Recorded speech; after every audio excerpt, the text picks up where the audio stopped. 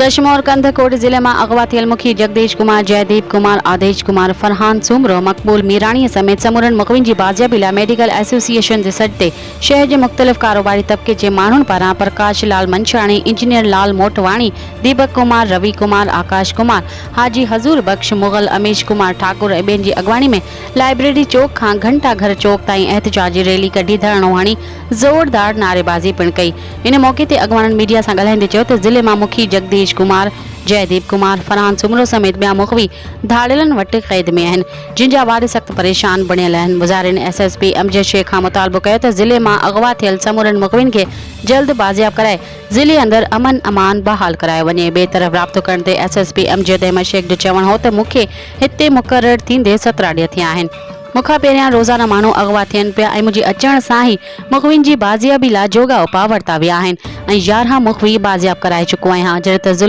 ज़ालिम धाड़ियलनि वटि 3 ॿारनि समेत 10 मुखवी क़ैद आहिनि, जिन खे जल्द बाज़ियाब कराए ज़िले में अमन क़ाइमु करायो वञे।